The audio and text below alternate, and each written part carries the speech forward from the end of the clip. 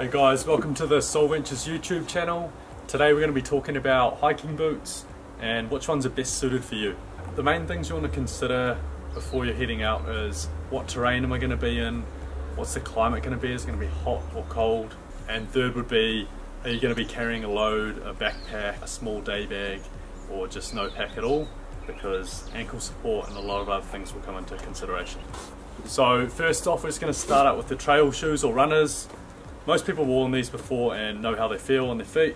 Nice and light, breathable, pretty versatile really. You can use them for a lot of little day hikes. A couple downsides with these, and where you'd probably not want to even consider them, would be if you're going on like a multi-day hike on mixed terrain. If you're going to be carrying a big load, then this is not really going to be ideal. I mean, if this is all you had, they'll probably do the trick, but you're going to get sore ankles, you're going to risk rolling an ankle. There's trainers, runners. So next up would be these Merrell Moab 2, so this is the woman's version, super light, got a little bit higher ankle than the runners, so they do give more ankle support. Really good all-round boot that you could take something like the Tongariro crossing in New Zealand here. A few downsides with these: if you're going to be in a colder climate, they're not going to keep your feet that warm. They don't have as much ankle support as some of these other boots we're going to talk about, but overall really good boot. Breathable, they're going to let out a lot of precipitation in your feet, so yep, great light hiking boot. Next up is the men's Merrell hiking boot. So the version they have out at the moment is a Moab 2, a mid Moab 2, and these are worn on more hikes than anything else.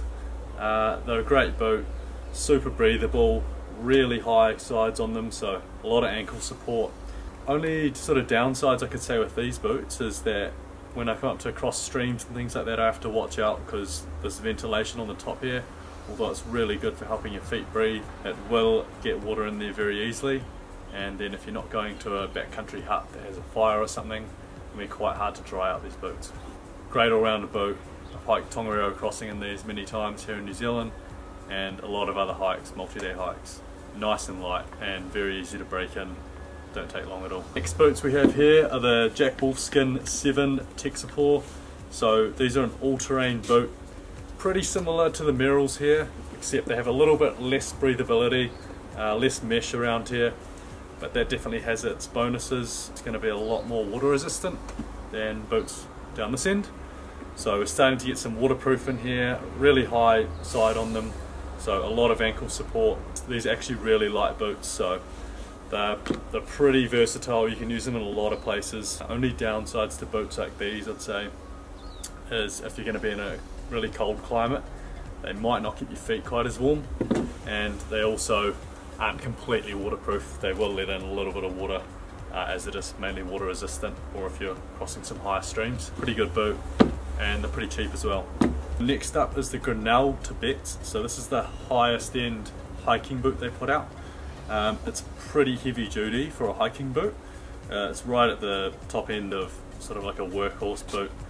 You wear this on any multi-day hike, easy. They're going to be a lot more water resistant. They're actually waterproof, so you can cross streams and everything. Them as long as water's not coming in the top here, then you'll be doing fine. So yeah, positives: super waterproof. Yeah, pretty good all-round boot. They're not quite ready to have crampons on them, so if you're going to be in the Alpine environment, I mean, these boots are great. Automatic crampons will fit on, but definitely wouldn't recommend them for mountaineering. They're a really solid, robust hiking boot. Other downsides would just be that they're not as breathable as some of these boots here. So if you're starting to do high intensity work and it's getting really hot, your socks are going to get wet pretty fast, and then that's when you can easily get blisters. So you want to watch out for that in boots that have less breathability and are more waterproof. And also with boots like this, you really want to try and break them in over at least probably 3 or 4 weeks at a minimum before you're going away on any multi-day trips, as you'll develop blisters pretty easily. Alright, and just thought I'd throw these ones in for anyone that's sort of looking to do more alpine stuff. They're not like a extreme alpine boot, although they are called a La Sportiva Trango GTX Extreme. So yeah, they're basically a technical mountaineering boot, great for New Zealand summers down in the Southern Alps. So the main pros to a boot like this is that they are a lot warmer than any of these hiking boots here. They've got really good inners, so yeah, a lot of padding in there. They are waterproof and they've got a super sturdy sole on them.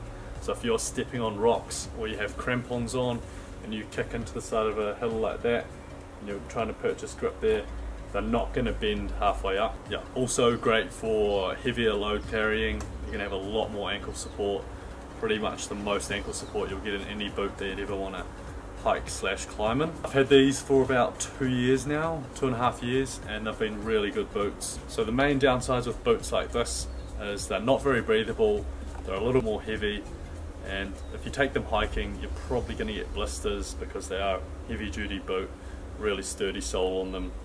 But yeah, once you're in the alpine environment, they're absolutely amazing. So that's the whole range of boots there. It all really comes down to the activities you're doing and what style of boot you're after. And remember, break in your boots well before you're going to use them. Thanks for watching guys, see you on the next one.